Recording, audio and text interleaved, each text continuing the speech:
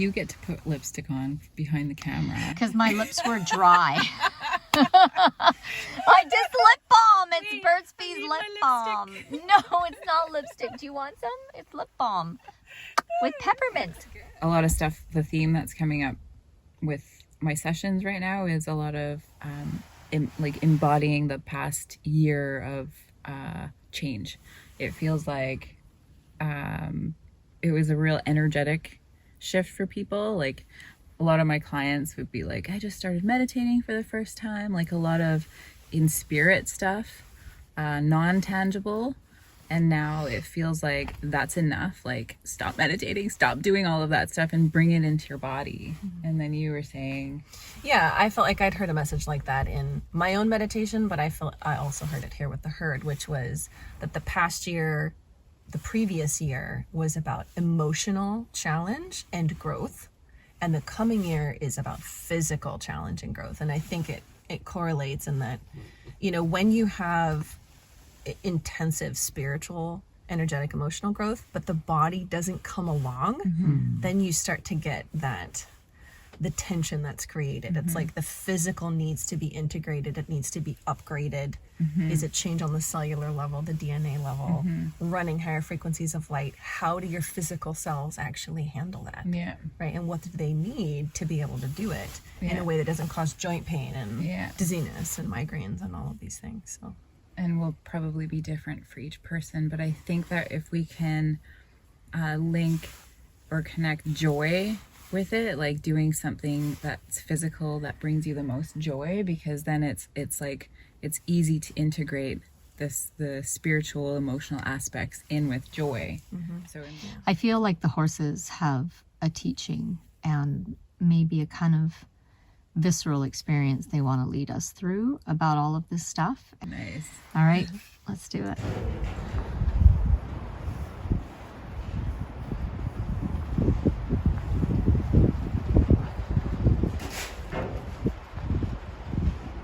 Oh, who's got a blanket?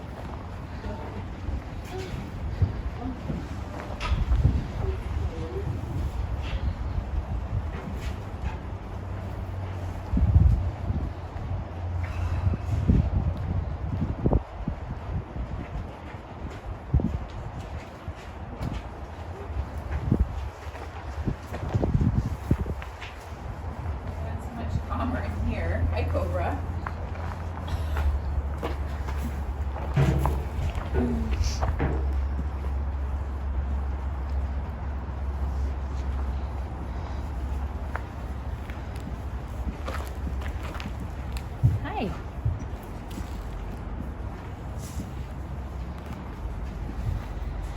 Okay, so bringing forward our intention to work with the herd to provide some support for all of our physical bodies as we emotionally, energetically, spiritually move to new vibrations and new levels of existence, and our physical bodies are having a hard time keeping up with us.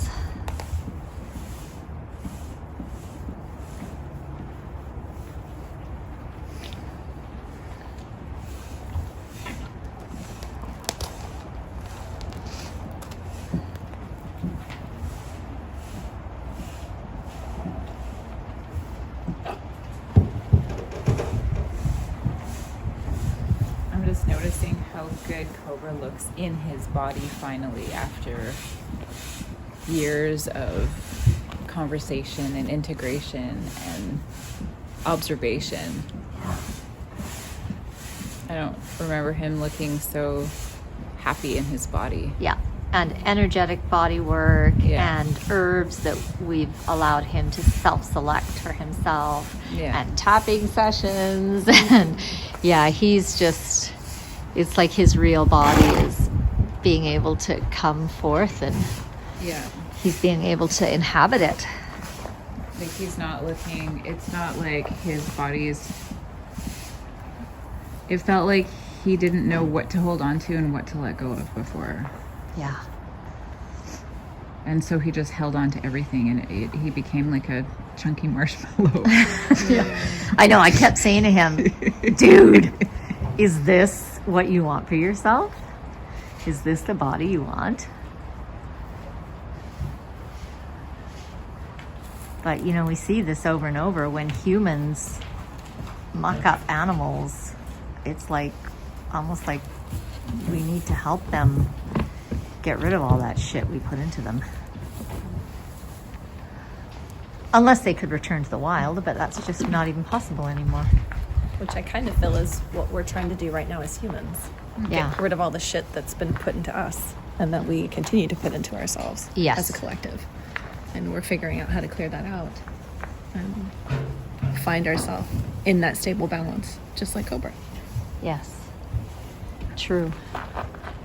Yeah, is there a human on this planet who hasn't had shit and abuse put into them by another human? Mm-hmm. Yeah, no. So we ourselves need to walk the same process. And I asked Mama when I saw everyone in the barn, I said, are you going to stay out there and let everyone congregate in the barn here together?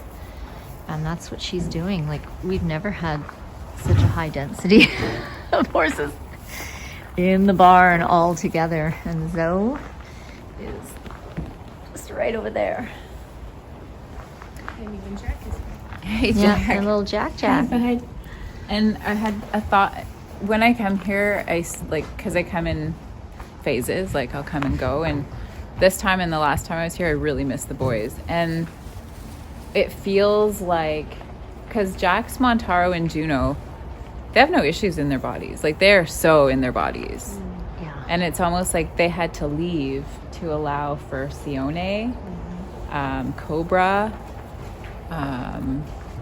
Zeta, to have that. So for humans, we have this need to like control situations, and we don't know what happens when we make these decisions based on observing and listening to others. In this case, the horses, who knew their higher intelligence, or their intelligence, their innate wisdom, knew, despite what the humans wanted, that was going to give these horses, among other things. I know you've talked about what has needed to happen when the boys go for the herd. And I think that's one of the ones, since we're talking about the embodiment of these energies into the present. Yeah, Montaro is such a powerful being that many of these horses couldn't come forward with him here, because, you know, he's like someone who just takes up all the oxygen in the room. And that's not saying that he has to change or make himself smaller, make himself less than. It's just that he needed to move and work. He's not left the herd. He's not left the work of the herd. He just works from afar so that all of these less, less strong in their bodies, I don't know what you call it, horses can come forward and teach and heal.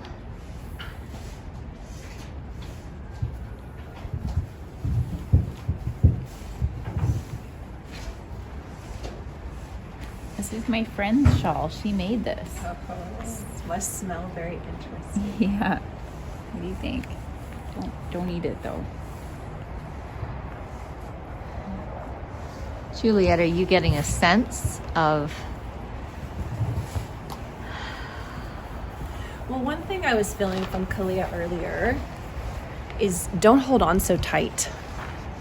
That was kind of a message for me, just because I think I'm having a lot of tightness in my back. And that message was relax, surrender to the reorganization process. Like, whatever this is that you're clearing and you're moving through, you're reweaving. The more you hold on to the previous you, the harder it's going to be to transition. And I think with what we're talking about, the more physical distress you might experience as you make that transition. Right. You know? So that's kind of my sense from her, which is just let it happen. Like, let go of all of it. Let the current move you. Stop clinging to the rock, because then you're going to get tight muscles and you're going to scratch yourself and you're not in the flow as much. So what are the ways that we're in resistance? And how is that contributing to like body or physical pain? And it doesn't have to be complex. It can be as easy as letting go of story, your story. Like it doesn't, I find in my sessions right now, people are like, I'm just so in my head. I need to get out of my head. And it's like, what's the easiest way to get out of the head? And, you know, there's such cliche about just let it go, let it go. Well, what the F am I letting go? Yeah. Like, what do I need to let go? And That's I think the details at this point don't matter so much. It's like getting used to knowing what the story is and what that story makes you feel like, and then stepping back from it and being like, okay, that's the old story. What's the new story? And so what might come up now is like the fear of, if I'm not that story, what am I in this story? And Kalia, like she's so, look at her lips. She's just like quivering. It feels like she has a story, but she doesn't need to talk about it all the time, you know. Some horses I work with don't even want to share any of their history. They don't want to share any of their stories, and it's such a human thing. Maybe that's what we've come through. Maybe we're recognizing now the story, definitely not to not legitimize it, but not like Attach. Yeah, like we know it's there and not disassociate from it. And give ourselves permission to just like, next story. Turn the page. Turn the page. Just turn it like a book, like a page in a book. Juliet, do you have a theme with your patients right now that you notice? For a while, and this could just be what I tend to call in and focus on, but it's really about self-love and what that actually looks like. Boundaries, taking responsibility for protecting yourself when you need to be protected. Like a lot of conversation around redefining that self-love isn't getting up and doing your yoga and your meditation in the morning. It's emotionally caretaking yourself in moments of pain. I love that. It's having the courage to do what needs to be done to meet your own needs, even if you're scared to. And so a lot of dialogue around that, and the learning that people who have had trauma and wounding to their sacral chakra and root chakra kind of just don't have the strength to do that. And so it's a process of healing that in order for them to actually be able to do it. And look who stepped forward. Yeah. The one who had a birth wounding in her sacral and root chakra. Yeah. She's like, get that shit out of there. It There just we go. blocks you and holds I'm you leaving back. the camera full on you, Zeta. Thank you. There you go. Message from Zeta. Just release that shit out. And Mama is right here. She's been letting everyone do their teaching and work without moving anyone out of the barn, which is a miracle in itself.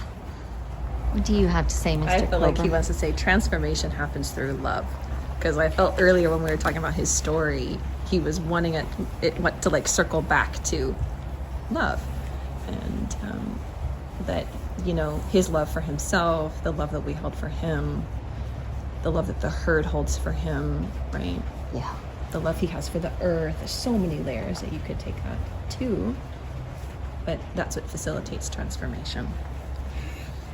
And to be clear on that kind of love, like what we were talking about in the car, like he's still kind of a jerk sometimes.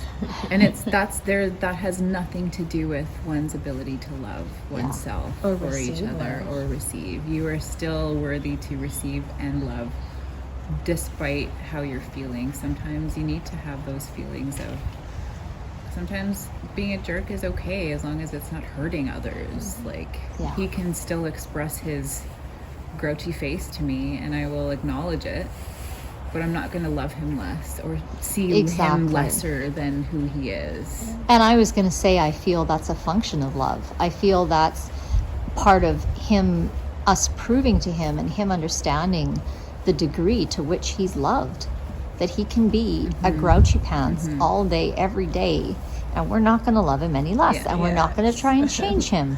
And we're not going to say you have to behave in a more loving way, or you have to, you know, switch your behavior to be more loving and pleasing. No, He's on his pathway, and he's reclaiming who he is, and whatever that looks and feels like is A-okay. And I 'Cause think we love him. Totally. And I think of all those people pleasers out there who kind of might misinterpret love or that as, you know, doing so much for other people. What are you doing? He's Like he's got his eye on Jack. Yeah, he's got his eye on Jack down here. Jack. He's like, Are you setting a boundary there, Cobra? Maybe. And you know that they're not going to be likable if they speak their truth or if they say no. Or if they're in a bad mood. If they're in a bad mood, that people aren't going to like them. Yeah. That's a huge one for so many people. So many Because it's so, people. approval is so tangled up into love. Yeah. Because people's attachment woundings and so complicated humans are. I feel like it's like. Here we go. Here's another one. That's a Stop nice hanging one, on to Posa. that. Oh my gosh. Body talk, that's bladder resentment. So letting go of resentment, Chinese medicine. Jack. Because the other thing with what you just said is that people who are people pleasing often feel resentment because it's not reciprocated. Because what they're doing is enmeshed and actually unhealthy. Yeah. And so often people feel, I didn't ask for that. You know, why are you overgiving? Yeah. And then no one gives back to them. Yeah. Resentment. For sure. You feel resentful and you feel unloved. Right? Yeah. It's a slippery slope. It's a slippery slope. Yeah, Mama kept her energy small and really removed so that we could do, Cobra, so that we could do the teachings that these others had to bring forward. So thank you, Odie, and you as well. Yes, if you'd come in, you would have moved everybody too. So the two who could have created a stampede and driven everyone out of the barn stayed away. So thank you for that. And then Zosie. And Zosie, as per usual, holding space at the outskirts. So thank you, Zoe. If you'd like to watch the full-length version of this video, come join us over in the members area at singinghorseherd.com.